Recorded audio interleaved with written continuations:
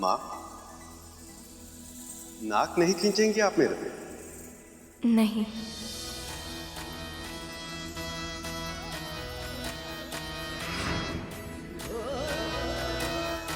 विवाह के हर्ष ईद की तरह इसके निर्धारण के पीछे भी एक कारण था प्रभु।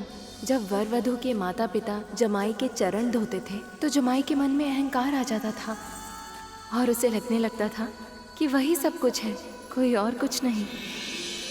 तभी वधू की माँ उसकी नाक खींचकर उसको फिर से झुकना सिखाती थी। पर आपके भीतर तो सभी गुण हैं प्रभु, और फिर भी अहंकार तो क्या, कोई भी दुर्गुण तनिक भी नहीं है। इसीलिए आपके साथ ये रीति करने की आवश्यकता ही नहीं है।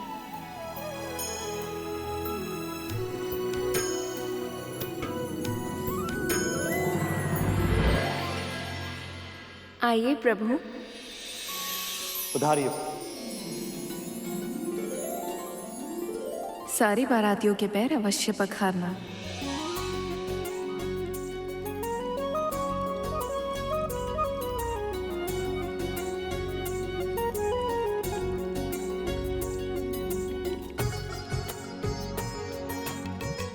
अरुण भी तो बारातियों के समक्ष ही होगा, किंतु वो है कहाँ?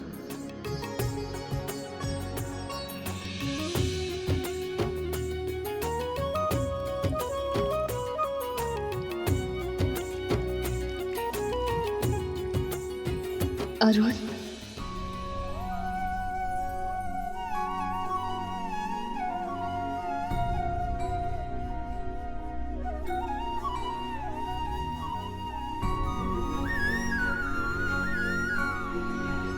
मैं कब से तुमसे मिलने की प्रतीक्षा कर रही थी। तुम्हें एक क्षण देखने के लिए कब से व्याकुल थी।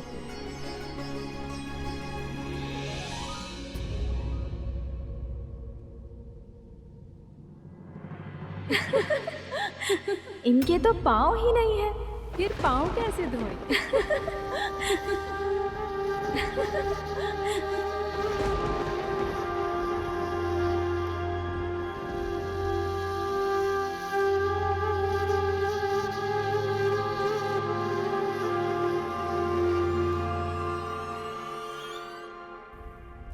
उत्साह की अधिकता में अपने कर्मों के फल भूल गई विंदा। सोचा है क्या कहेगी अरुण से, जिस पुत्र का पूरा जीवन तूने नष्ट कर दिया, कैसे करेगी उसका सामना? अब तो ऐसी मां निकली जिन्होंने अपने ही पुत्र पर ऐसा प्रहार किया।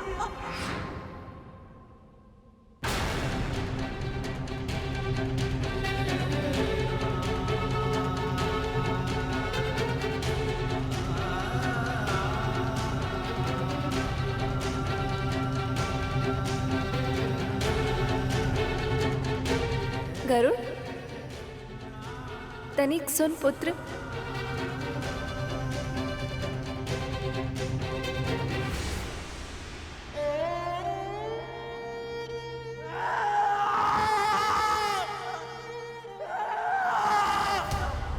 ये क्या किया आपने? ईर्ष्या के वश में अपने ही पुत्र को विकलांग बना दिया। इस महापाप के लिए मैं आपको कभी क्षमा नहीं करूंगा। असुरक्षा, मोह और मत्सर जैसे दोषों ने आप और आपकी बहन दोनों की बुद्धि हर ली और मुझसे छीन लिया मेरा गौरव और मेरा भाग्य।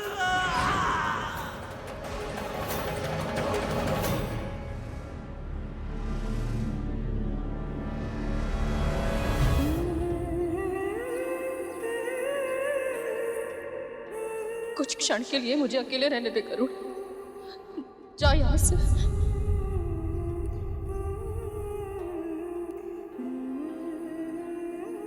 अरुण,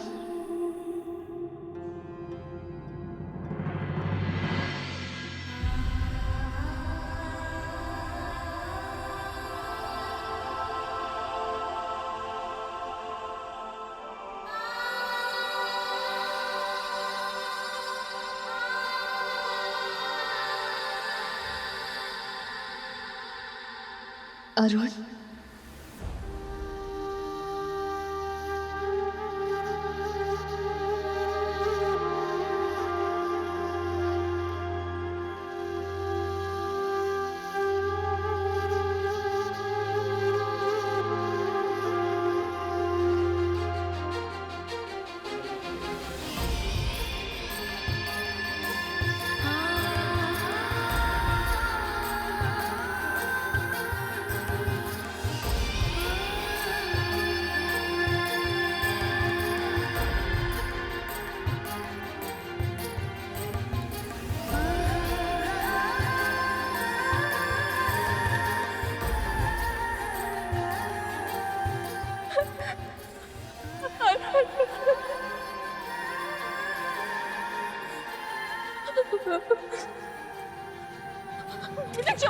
क्षमा।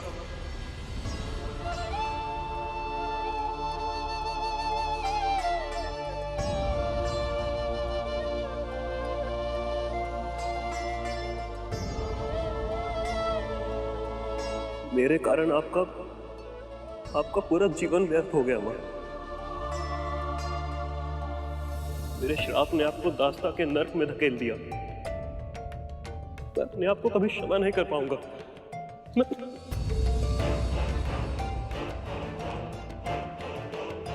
नहीं रुट, तेरा श्राप पूरी तरह से उचित था। मेरे कारण तू सदैव के लिए अर्थविकसित रह गया। यदि मैंने धैर्य रखा होता तो आज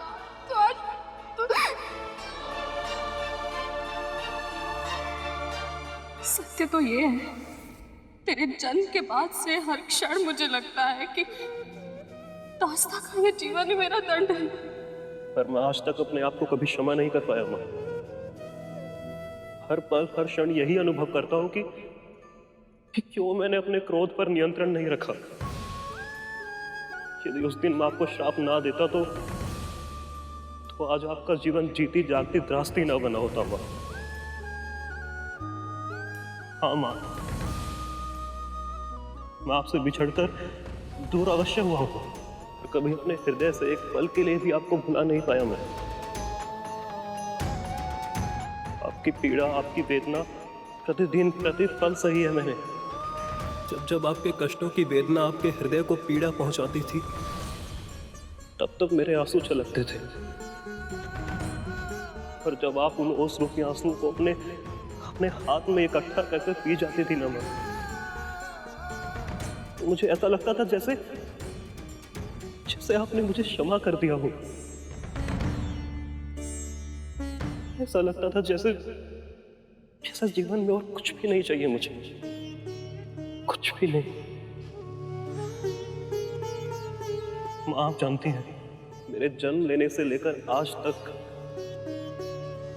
मैंने आपको और आपके प्रेम को केवल अपनी कल्पनाओं में ही अनुभव किया है। आज अपने उन सभी अनुभवों को उनको जीना चाहता हूँ माँ। मैं चाहता हूँ कि जिस तरह आप गरुड़ के सर पर हाथ रखकर उसे आशीर्वाद देती हैं, मुझे भी दीजिए। जिस तरह अपने हाथों से उसे भोजन करवाती हैं, मुझे भी करवाइए। इतने वर्षों तक आपके प्रेम से वंचित रहा हूं मैं। बस एक बार आपके आशीर्वाद को छूना चाहता हूं मैं। बस एक बार।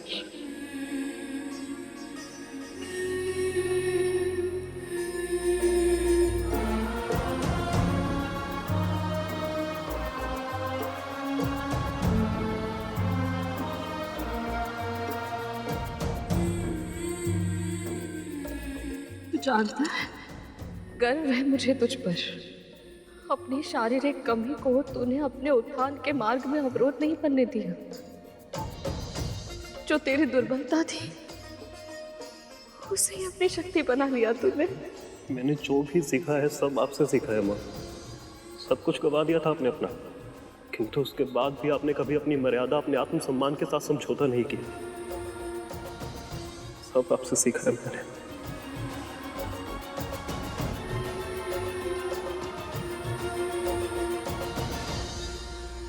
सत्य कहते हैं सब।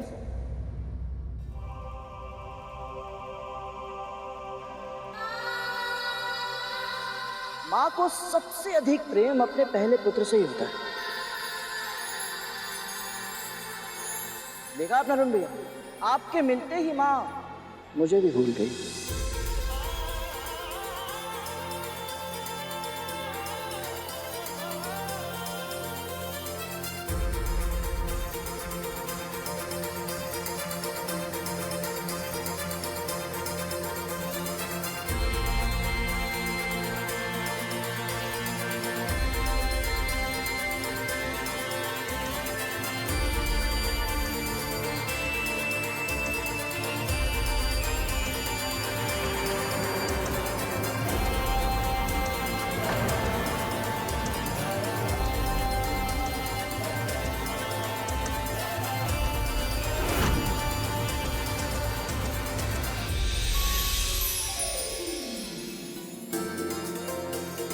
प्रभु विष्णु ने तुम्हें यहाँ जिस मंतव्य से भेजा था वो पूर्ण हुआ।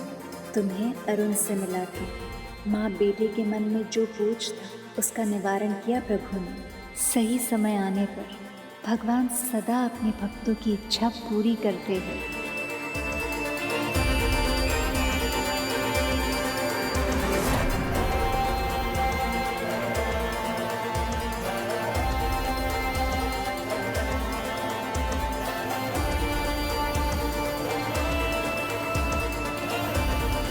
एक बार फिर विद्या और उसके पुत्रों ने मेरी योजना विफल कर दी।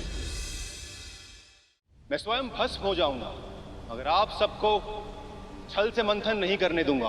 तुम्हें आभास है तुम किसे धमकी दे रहे हो? महाराज के कोप से केवल तुम दोनों का ही विनाश नहीं, अभी तो तुम्हारे परिवार और संतान भी सदैव के लिए दुर्भाग्य के अंधेरों में खो जाएंगे। अभी भी समय है मूर्खों, अपने ये तने हुए शीश झुकाकर महाराज के आदेश का पालन करो और हमें चुपचाप मंथन करने दो।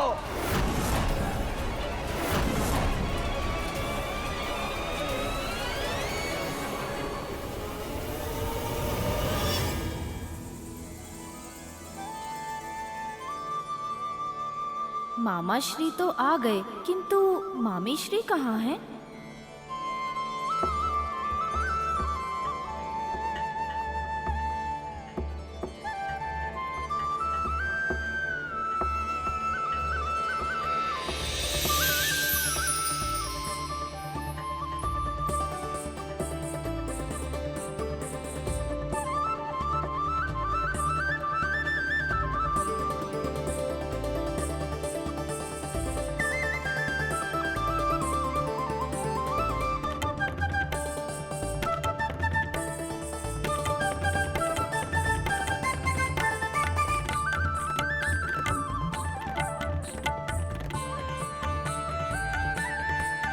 लक्ष्मी, मुझसे अब और प्रतीक्षा नहीं हो रही। शीघ्र आइए। आपको देखने के लिए मेरा मन और आतुर होता जा रहा है।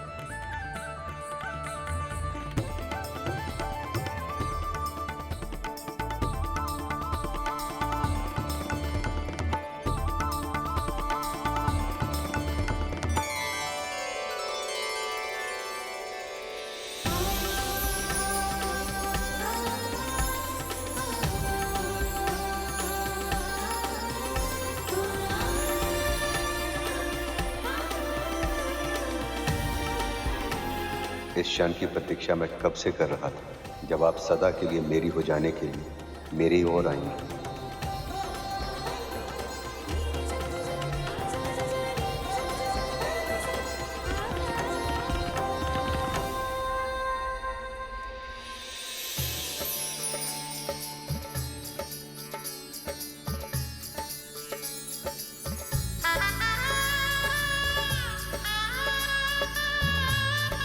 हम कब से इस क्षण की प्रतीक्षा कर रहे थे, जब माता लक्ष्मी और प्रभु विष्णु का मिलन हो जाए। ये हमारा परम सौभाग्य है कि हम इस दिव्य मिलन के साक्षी बने।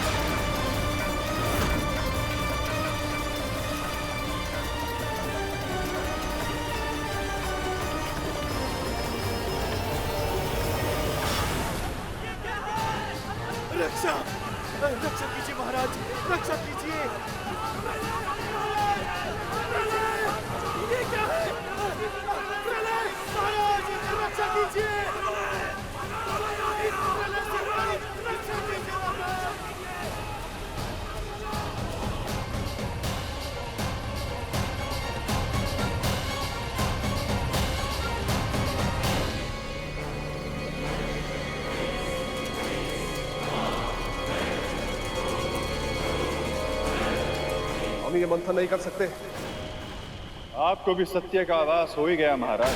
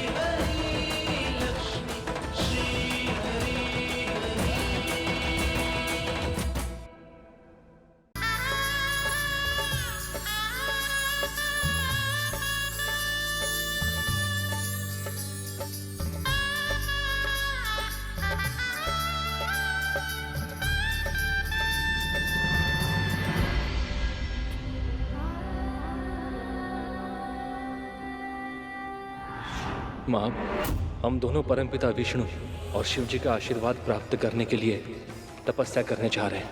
हम भक्ति की शक्ति प्राप्त करना चाहते हैं। आप भी यही चाहती थी ना कि हम शक्तिशाली बने? जहां जाना चाहते हो जाओ, जहां जाओ सुखी रहना। प्रणाम माँ।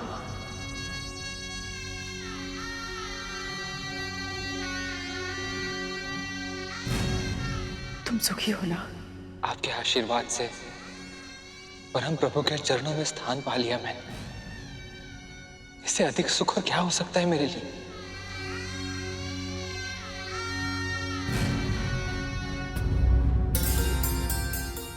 विंदा माँ,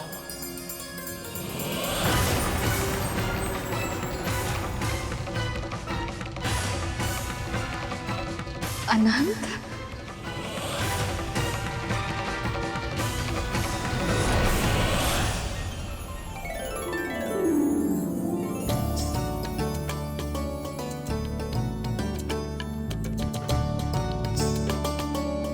सदैव सुखी रहे, यशस्वी हो।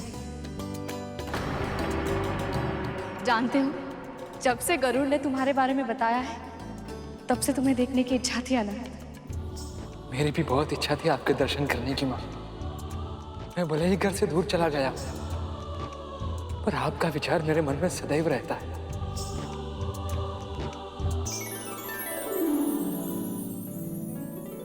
इतने वर्षों के बाद तुम्हारा पुत्र तुमसे मिला है कद्रुन, और वो तुमसे अधिक विंदा से बातें कर रहा है। आप सब कृपया अपना अपना स्थान ग्रहण कर लें। अब विवाह संस्कार आरंभ होने वाला है। आज्ञा दीजिए माँ।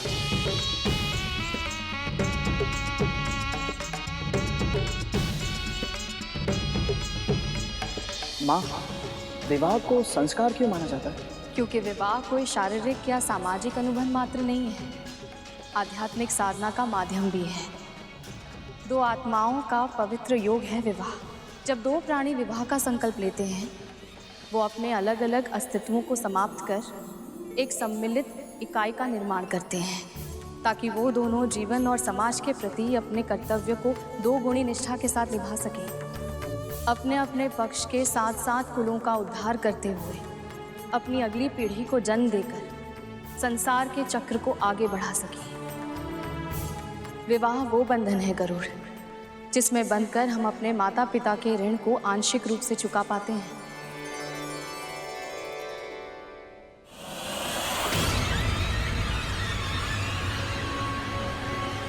हम ये मंथन नहीं कर सकते।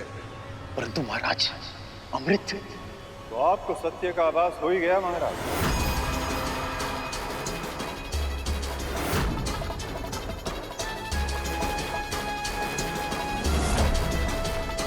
गुरुदेव आप? हाँ मैं जानता था कि आपको देवताओं की सहायता के बिना अमृत प्राप्त नहीं होगा। फिर भी मैंने आपको प्रयास के लिए प्रोत्साहित किया। मुझे पता था महाराज कि आप इस कार्य में असफल होंगे। तभी आपको समझ में आएगा कि आपके वास्तविक शत्रु देवता नहीं बल्कि विष्णु हैं।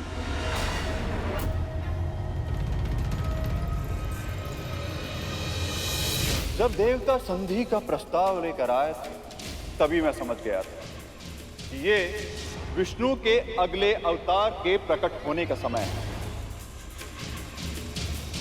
और ऐसा होना असुरों के लिए संकट का कारण बनेगा। इसीलिए मैं प्रथम क्षण से ही मंथन के विचार के ही विरुद्ध था, किंतु आपने मेरा सुझाव नहीं माना और विष्णु के कच्छप अवतार के प्रकट होने में सहायता कर दी।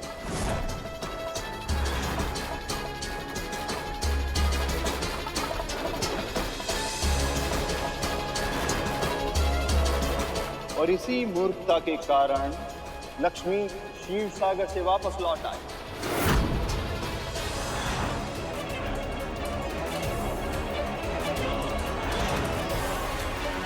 संसार में शिव फिर से लौटा। आप सभी असुरों के कारण देवता अपनी शक्तियां पुनः प्राप्त करने में सफल हुए।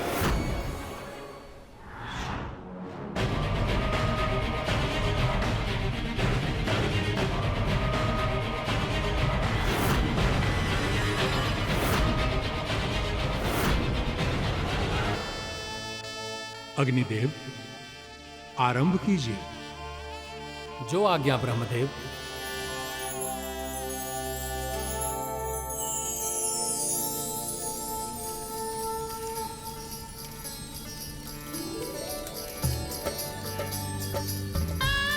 ओम इंद्राय स्वाहा, ओम सोमाय स्वाहा, इदम सोमाय नमः इत्याज्य भागौ, ओम भुवः स्वाहा।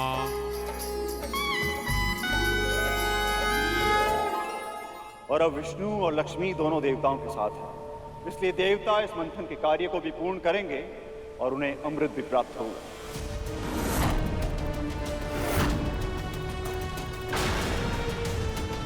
फिर चाहे ये मंथन असुरों के साथ पूरा हो या उनके बिना।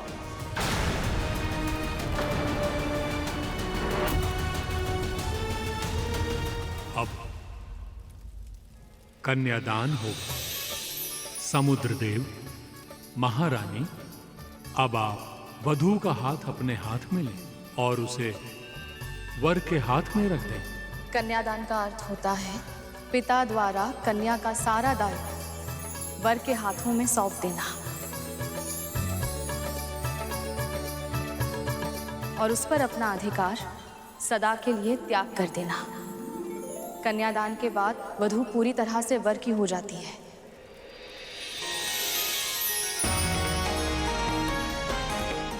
मैं भी सदैव आपका ही रहूंगा। ओम स्वस्ति न इंद्रो बृहस्पतिः, स्वस्ति न पूषा विश्ववेदाः, स्वस्ति न ताक्षर्यो अरिष्टनेमिः, स्वस्ति नो बृहस्पतिर्दधातु। ओम शांति शांति शांति।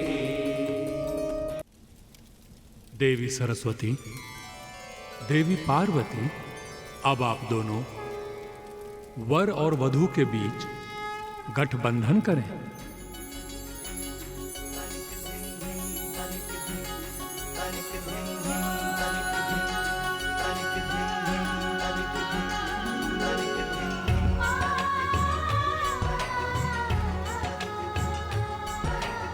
ध्यान से देखो पुत्र, इस गठबंधन में रखे जाने वाली हर वस्तु का एक विशेष अर्थ और महत्व है। मुद्रा का अर्थ है धन पर पति और पत्नी का समान अधिकार होगा। पुष्प सदैव हंसते और मुस्कुराते रहने का प्रतीक है। हल्दी निरोगी जीवन की प्रतीक होती है। एक गृहस्थी सुचारू रूप से तभी चल सकती है जब पति पत्नी दोनों पूरी तरह से स्वस्थ और निरोगी हों। और फिर मेरी प्रिय दूर्वा घास भी डाली जाती है, जो कभी ना मुरझाने वाले प्रेम की प्रतीक है। जानते हैं अरुण गरुड़, दूर्वा कितनी भी क्यों ना सूख जाए, उसे भूमि पर डाला जाए तो वो फिर से उग जाती है। इसीलिए दूर्वा ये संदेश देती है कि यदि कभी क्रोध और रुष्टता के कारण दाम्पत्य जीवन का पौधा सूखने लगे तो उसे प्रेम की भूमि में बो करके फिर से हरा भरा बना लेना चाहिए। वो देखिए, देवी सरस्वती ने अभी अभी गठबंधन में अक्षत डाला है। अक्षत अन्न की संपन्नता का प्रतीक होता है पुत्रों, और इतनी संपन्नता तो होनी ही चाहिए कि परिवार के साथ साथ समाज की भी भूख मिट जाए।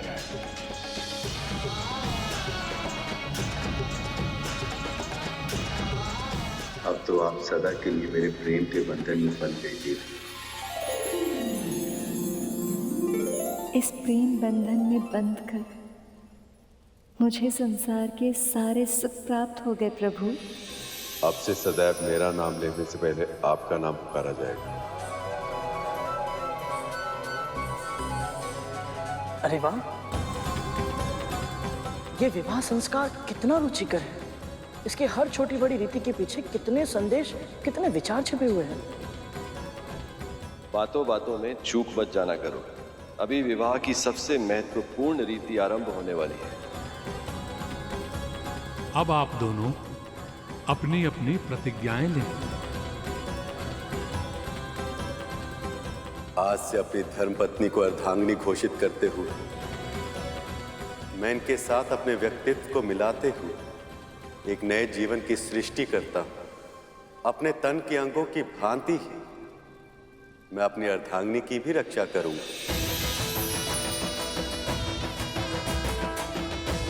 अपने जीवन को पति के साथ संयुक्त करके मैं एक नए जीवन की सृष्टि करूंगी।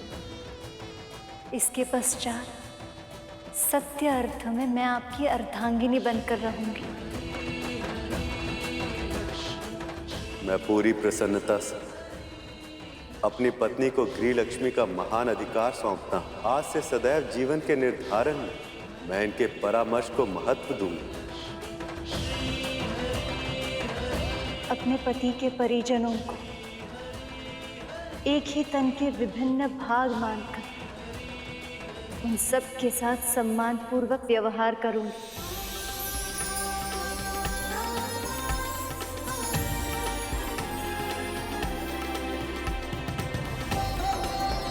नारद, गरुड़, शेषनाग मेरे और श्री विष्णु के परिवार के अभिन्न अंग हैं। ये सब और मेरे सारे सच्चे भक्त ही तो हैं मेरा परिवार।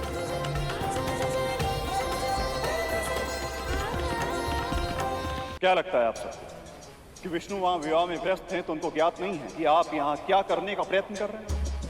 किंतु वो आपको बिल्कुल भी रोक नहीं रहे, कुछ भी नहीं कर रहे हैं इसके लिए। क्यों? एक कारण, सिर्फ एक छोटा सा कारण चाहिए उन्हें, ताकि वो इस संधि तोड़ सकें और आप असुरों को इस मंथन की प्रक्रिया से दूर कर सकें।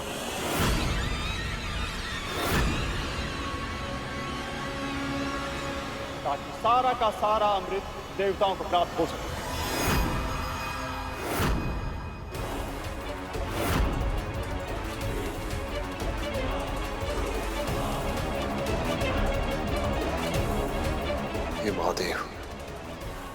हमसे बहुत बड़ी भूल हो गई। क्षमा करें गुरुदेव, हम तो कल्पना भी नहीं कर पाए कि हमारे विरुद्ध इतना बड़ा षड्यंत्र रचा गया। गुरुदेव, अब आप ही हमें बताइए कि हम क्या करें। कुछ नहीं,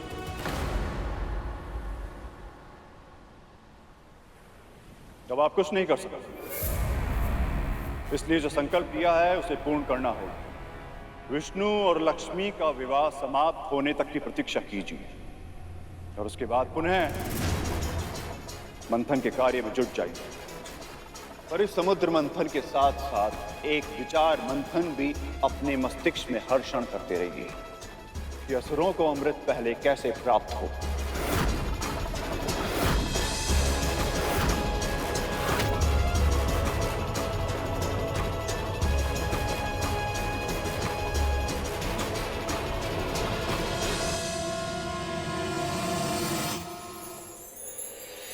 रूप, स्वास्थ्य, स्वभावगत गुण या दोष और अज्ञान से उत्पन्न होने वाले विकारों को मैं कभी अपने चित्त में स्थान नहीं दूंगा। उनके कारण असंतोष व्यक्त नहीं करूंगा। पत्नी द्वारा यदि कभी कोई भूल हो जाए तो स्नेहपूर्वक उसे सुधारते या सहते हुए मैं पत्नी के प्रति आत्मीयता बनाए रखूंगा। सदैव परिश्रम पूर्वक घर के सारे कार्य करूंगी। मैं पति की प्रगति और घर के विकास के लिए समुचित योगदान करूंगी। मैं पत्नी का मित्र बनकर रहूंगा और सदैव अपार स्नेह देता रहूंगा। इस वचन का पालन मैं पूरी निष्ठा और सत्य के आधार पर करूंगा। मैं पतिव्रत धर्म का पूर्ण रूप से पालन करूं, कपट और दुरावा नहीं करूं। पति के आदेशों का अविलंब पालन करने का अभ्यास करूंगी। जिस तरह से पत्नी के लिए पतिव्रत की मर्यादा का निधान है, मैं स्वयं उसी दृढ़ता से पतिव्रत का पालन करूंगा। चिंतन और आचरण दोनों में पर नारी के साथ वासनात्मक संबंध का विचार भी कभी नहीं आने दूंगा। मैं सेवा, स्वच्छता और प्रिय वचन का सदैव पालन करूंगी। ईर्ष्या और कुड़न से दूर रहूंगी और सदैव प्रसन्नता बांटने का प्रयास करूंगी।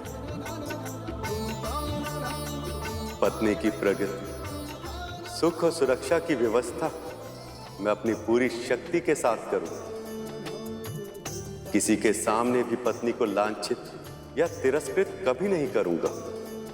पत्नी होने के नाते मेरे पति मेरे लिए देवता स्वरूप यही मानकर और सारे मतभेदों को भूलकर मैं सदैव आपकी सेवा करूंगी।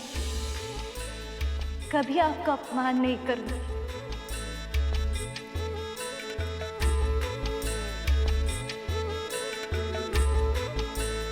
अब आप दोनों शिलारोहण के लिए खड़े हो जाएं।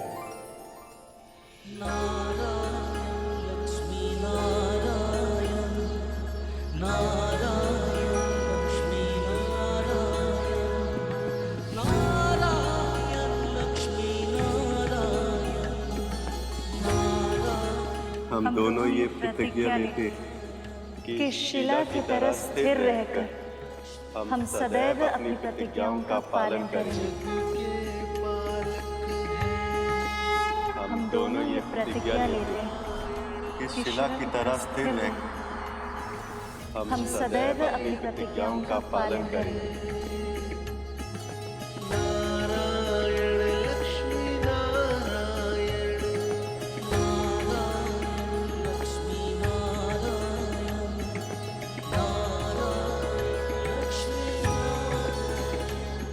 अब वर वधू अग्नि के समक्ष फेरे लेंगे।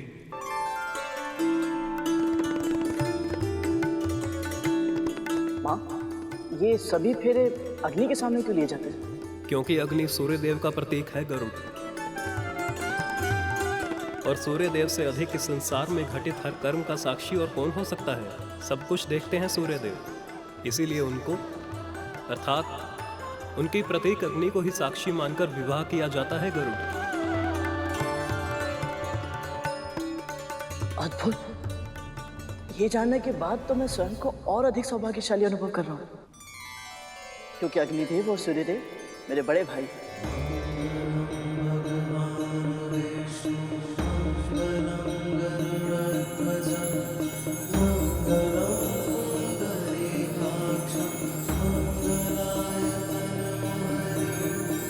चाहे कैसी भी परिस्थिति क्यों ना हो, मैं आपसे कभी दूर नहीं जाऊंगी प्रभु।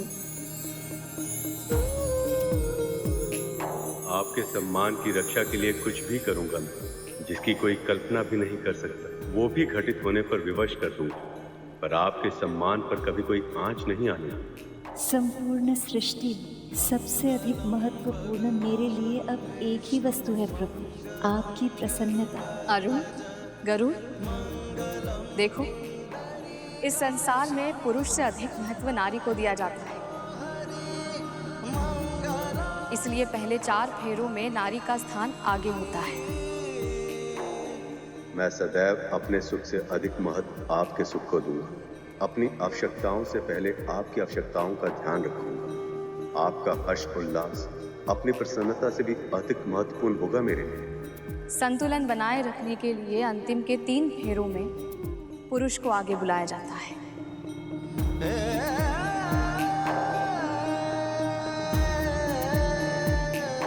वैसे तो मैं आपके ऊपर कोई संकट आने ही नहीं दूंगा, पर यदि विधि के विधानवश आ भी गए तो आप तक पहुंचने से पहले उसे मेरा सामना करना होगा। जो आपका अहित करेगा उसके सामने चट्टान बनकर खड़ा हो जाऊंगा।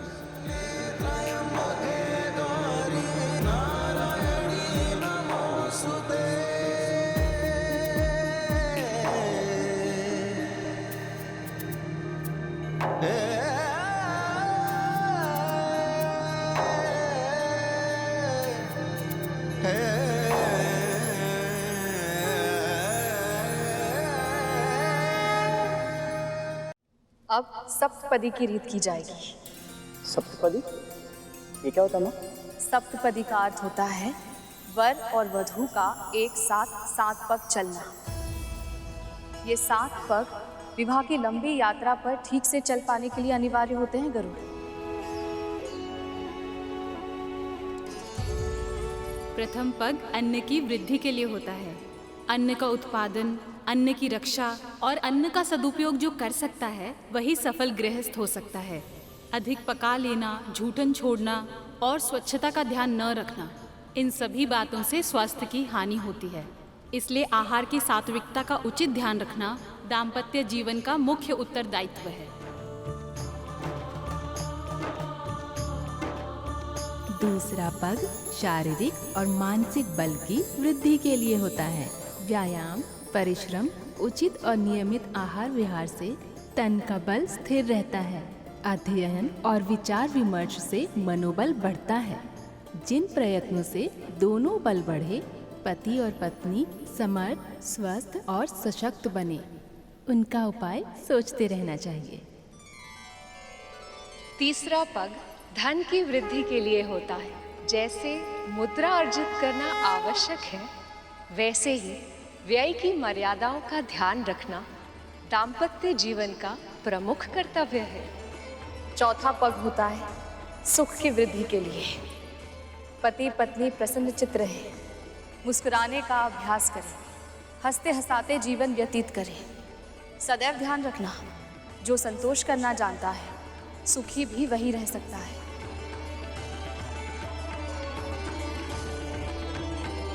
पांचवा पग परिवार पालन की नीति सिखाने के लिए होता है। छोटे बड़े सभी के साथ उचित व्यवहार किया जाए। आश्रित पशुओं, सेवकों और दासों को भी अपने परिवार का अंग माना जाए। उन सभी आश्रितों की उचित देखभाल, सुरक्षा, उन्नति और सुख शांति के उपाय अपनी पूरी क्षमता के साथ किए जाएं।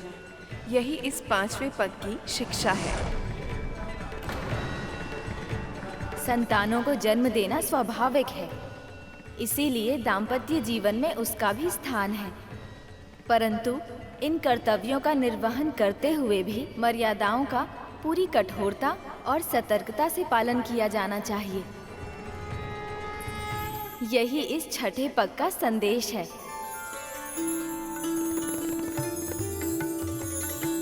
और ये 7वां पग मित्रता को स्थिर रखने और बढ़ाने के लिए होता है।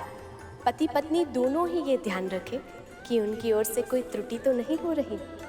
साथ ही अगर कोई भूल कर भी रहा हो तो उसका उत्तर कठोरता से नहीं बल्कि सच्चता और सहृदयता के साथ दिया जाना चाहिए।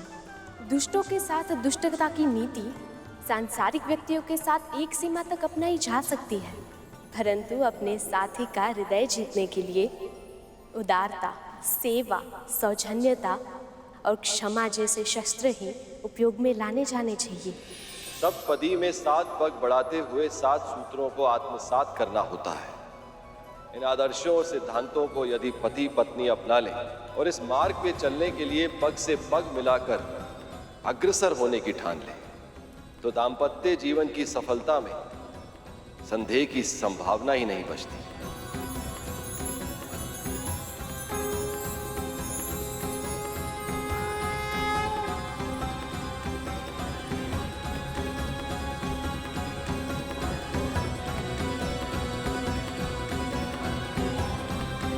सप्तपदी होने के बाद ही अर्धांगिनी को वामांगी का अधिकार प्राप्त होता है।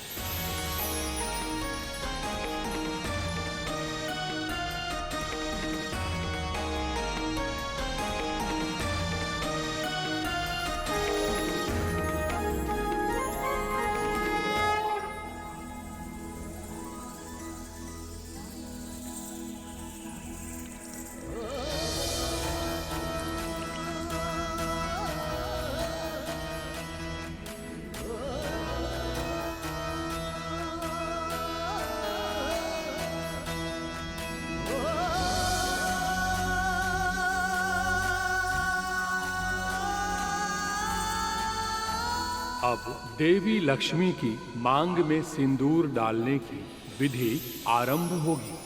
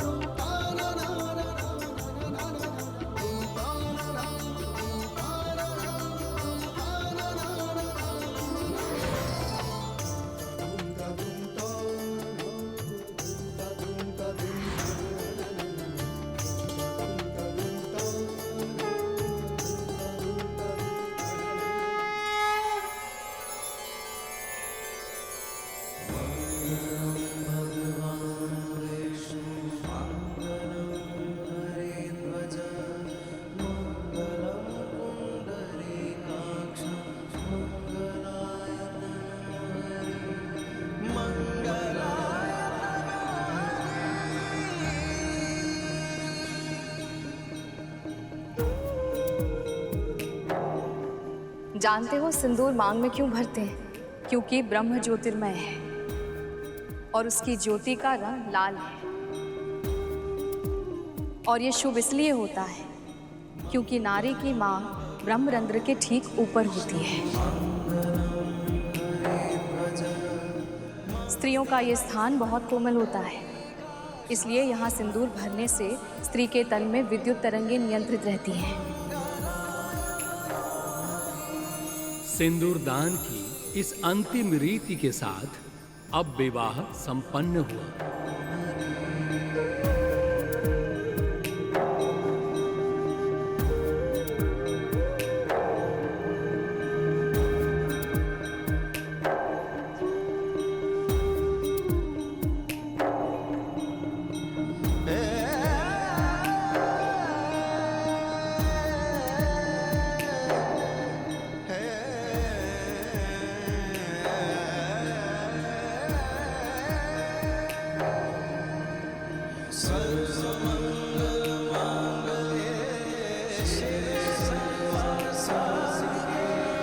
इस विवाह और इस दृश्य को देखकर मेरा जीवन धन्य हो गया।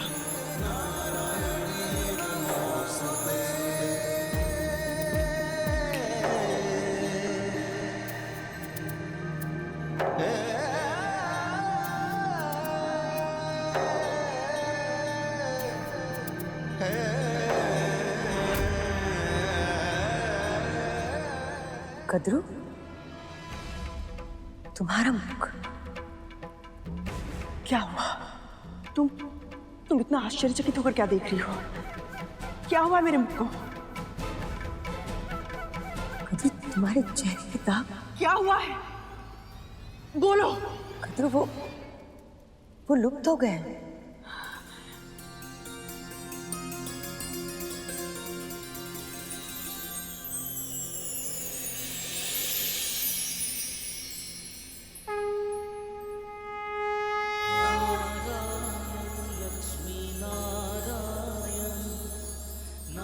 धन्यवाद प्रभु विष्णु, धन्यवाद। माता लक्ष्मी आपको कोटि कोटि धन्यवाद।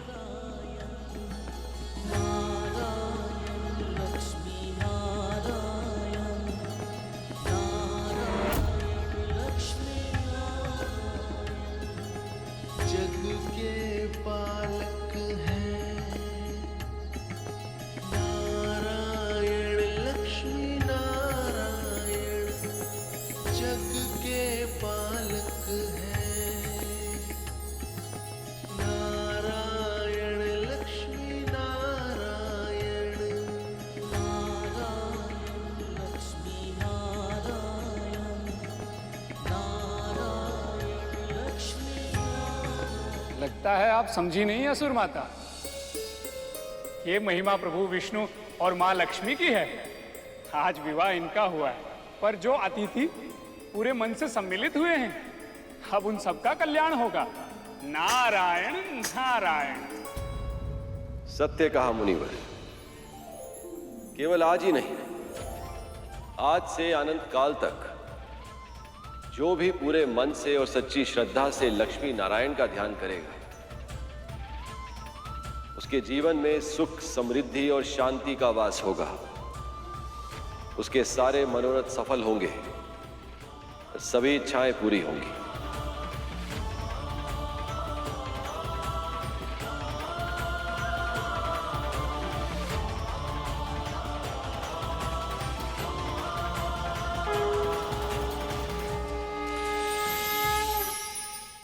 मेरी तो बस एक ही इच्छा है, मेरी संतानों को अमृत मिल जाए और वो सर्वशक्तिमान बन जाए।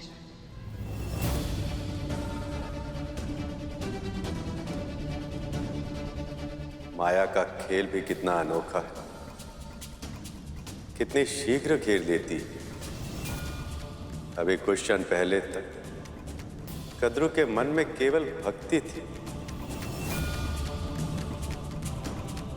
किंतु इच्छाओं ने फिर से इसे अब जकड़ लिया। पर प्रभु, जब तक ये अपने दोषों से मुक्त नहीं होती, विंता और गरुड़ अपने दासित्व से मुक्त कब होंगे?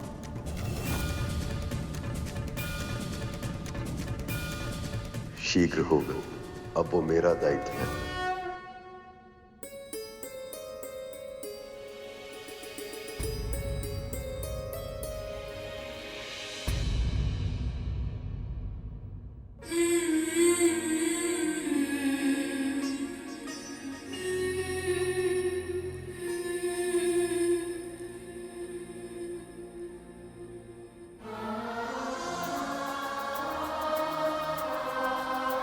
रो क्यों रहा है तू?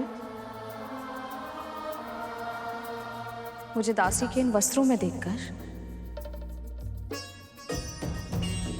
ये तो होना ही था ना गरुड़। परंतु क्यों मां? जब प्रभु विष्णु और माता लक्ष्मी के आशीर्वाद से बड़ी मां के मुख के धब्बे हट सकते हैं, फिर हमें दासत्व से मुक्ति क्यों नहीं कर? किसी और को क्या मिला है और हमें क्या नहीं मिला, ये सोचना व्यर्थ है। मैं अपने जीवन में ये भूल एक बार कर चुकी हूँ, जब मैंने अपने सौभाग्य से प्रसन्न होने के स्थान पर अपना ध्यान कद्रू दीदी के सुख पर केंद्रित कर दिया था, जिससे मेरे मन में ईर्ष्या के महापाप ने जन्म ले लिया था। गरुड़, मैं नहीं चाहती तो भूल कर भी वही भूल फिर से दोहरा दे।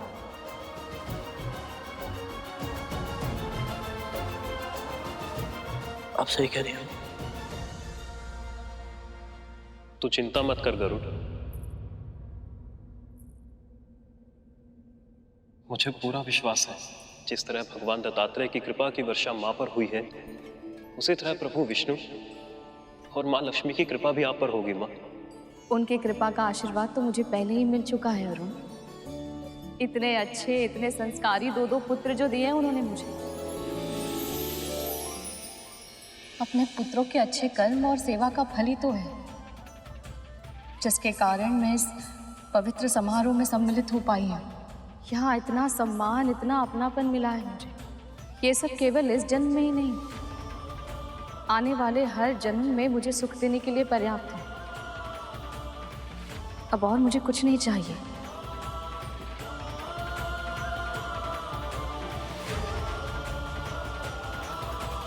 जब आपके सुख का दायित्व स्वयं प्रभु विष्णु के लिए है, तो अब कोई संकट, कोई पीड़ा आपको छू नहीं पाएगी।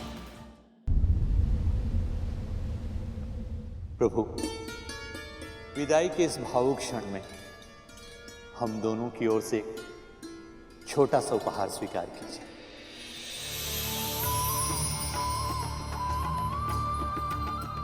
इसकी कोई आवश्यकता नहीं है पिताजी। ये मणि उस सम्मान का प्रतीक है जो आप सबने मुझे दिया है। आज मैं अपनी पुत्री के साथ साथ इस मणि को भी आपको सौंप रहा हूं। आपकी पुत्री मेरे हृदय में वास करती है।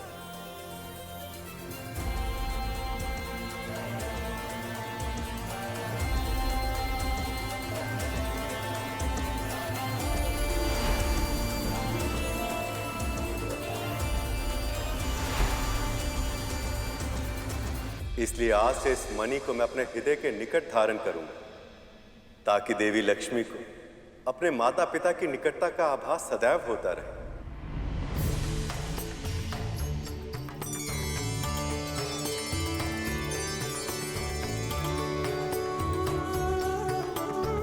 सारे संसार की श्री को हम दोनों भला दे ही क्या सकते हैं, फिर भी पुत्री, इसे हमारी प्रेम की भेंट समझकर स्वीकार कीजिए।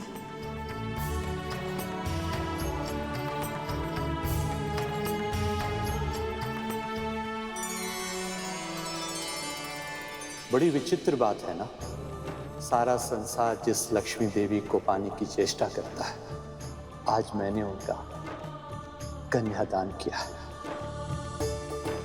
पर मैं जब देखता हूं कि मैंने अपनी पुत्री का हाथ किन हाथों में दिया है, तो ऐसा लगता है जैसे इससे बढ़कर पुण्य कार्य कुछ हो ही नहीं सकता।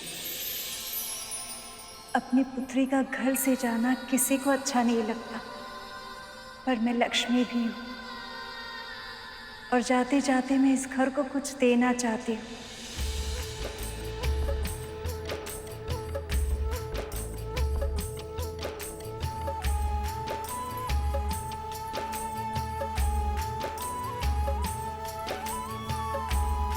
ये खिल प्रसन्नता का प्रतीक है जो मुझे इस घर ने दिया है।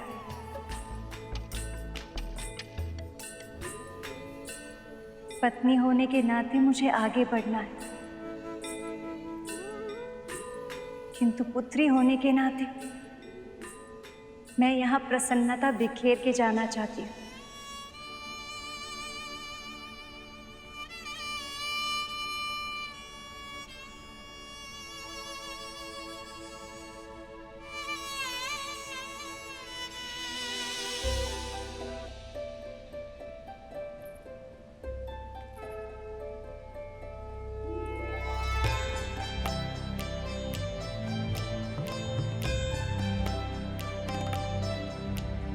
सुमनत वंदित सुंदरी माधवी चंद्र सहोदरी है ममाए मुनि गण वंदित मोक्ष।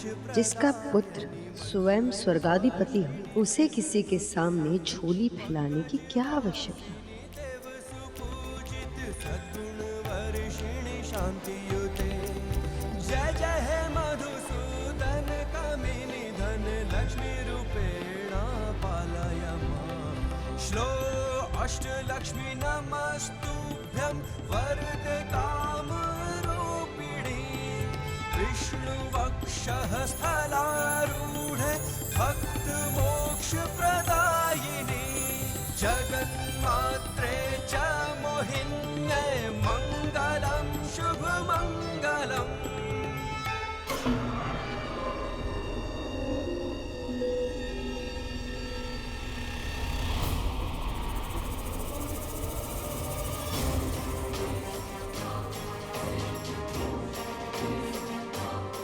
बस एक दाना, इससे क्या होगा?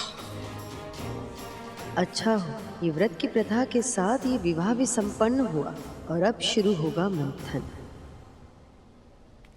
रुक जाइए मामी श्री, आप इस रथ पर नहीं चढ़ सकती। गणेश जी अब क्या करना चाहते हैं? कहीं कोई भूल चूक ना हो गई, अब और विघ्न ना आ जाए।